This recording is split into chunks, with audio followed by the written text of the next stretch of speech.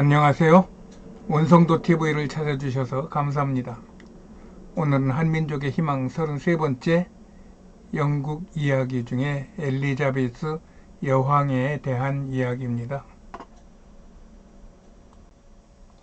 지금 세상은 엘리자베스 영국 여왕의 서거로 관심이 모아지고 있어요. 그래서 영국을 다시 한번 들여다보기 위해 검색을 해보니 너무 복잡해요. 내 실력으로는 정리할 수준이 아닙니다. 예전에 어느 영국인이 한국의 역사를 듣고는 남의 나라 역사는 들으면 이렇게 귀에 쏙쏙 들어오는데 왜 우리나라의 영국의 역사는 들어도 모르겠다고 했다는 말이 기억이 나며 그분의 심정을 이해할 수 있을 것 같습니다. 그런 봉사가 문고리 잡는 그런 이야기입니다.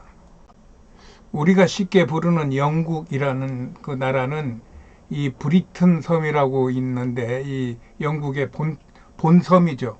이 브리튼 섬에 있는 각각이 주권의 국가인 잉글랜드, 웨일즈, 스코틀랜드 그리고 이 왼쪽에 아일랜드 섬의 북쪽 일부인 북아일랜드를 말하는 것인데 이들이 전부 하나의 독립된 국가예요.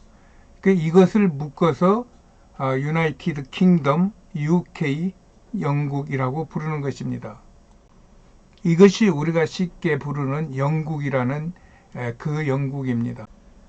그런데 이 UK 영국과는 다르게 잉글랜드, 여기 보면은 잉글랜드가 노란색으로 칠해져 있는데 이 잉글랜드를 영국으로 불러 말하기도 하여 말하는 자와 듣는 자 사이에 서로 입장이 다르게 해석될 때도 있는 것 같습니다. 이 UK 영국 4개국 외에 세계에 퍼져 있는 12개 국가까지 포함하여 16개국을 묶어서 말할 때는 영국 연방국으로 말하는데 이건 역시 한 연합국가 체제를 이루는데 이때 UK 영국의 왕이 통합왕의 역할을 하는 것 같습니다.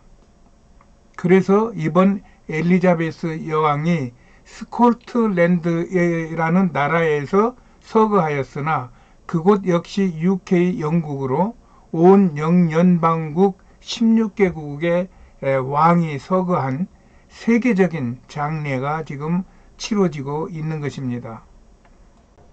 이런 말이 머리에 들어오실지 잘 모르겠습니다.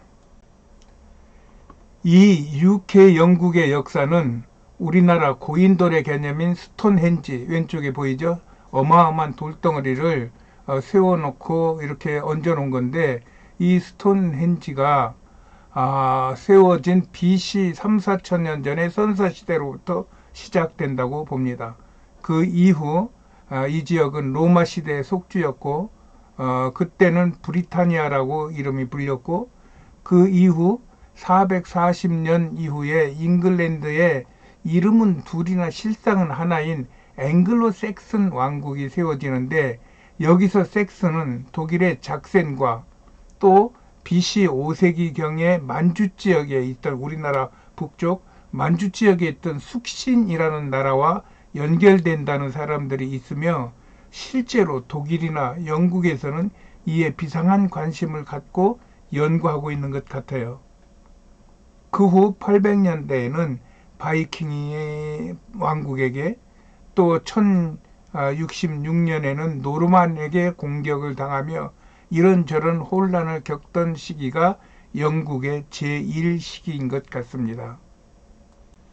그 이후 1215년에 마그나 카르타 혹은 대헌장으로 불리는 그런 선서가 있었습니다. 이것은 귀족들이 왕의 어떤 그 권한을 제한하고 귀족들과 이 어떤 몫을 나누는 민주주의 정치의 첨단, 초석이 될 수 있는 헌장이고 이로 인하여 국가 제도가 정비된 후에 그럼에도 불구하고 중세 동안 많은 혼란을 겪으면서 12세기에는 웨일즈를 통합한 후 또 1337년부터 프랑스와 백년 전쟁을 치르고 또 1515년에 종교개혁을 만난 후 1760년경부터 산업혁명으로 국력을 키우며 스코틀랜드와 합병하여 그레이트 브리튼 대영 왕국이 된 것이 그것이 영국의 제2의 시대였다고 봅니다. 이 그레이트 브리튼 대영 왕국엔 잉글랜드, 스코틀랜드, 그 다음에 웨일즈, 북아일랜드가 이렇게 함께 속해 있게 된 것입니다. 이후 1837년 빅토리아 1세 여왕부터 대영 제국을 이루며 승승장구하던 중 이때 연방국의 대영 제국권 내의 나라들이 54개국까지 번창하며 지도에서 보는 것 같이 1921년에는 지구에서 가장 큰 제국 국가가 되었다가 1918년 1차 대전 이후 윌슨 대통령의 민족 자결주의의 영향으로 제국 내 국가들이 독립되므로 영토를 잃어가다가 1931년 영국 연방을 선포하므로 제국은 이제 대영 제국이 아니라 영연방국으로 바뀐 것입니다.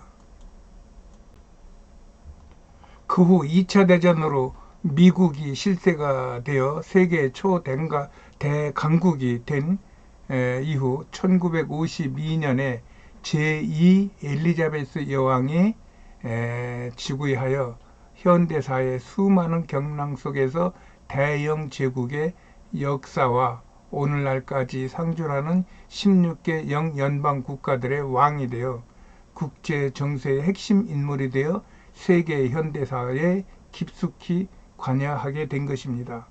그러므로 지금은 군사 경제 면에서는 최강이라 말할 수 없어도 아직까지 정치, 역사, 사회적인 면에서는 세계에 막강한 영향력을 가지고 있는 강국의 면모를 가지고 있습니다. 이것을 영국의 제3의 시기라고 볼 수가 있겠습니다. 지도에서 보면 빨간색의 연방 제국의 소속 국가들이 많이 줄었죠.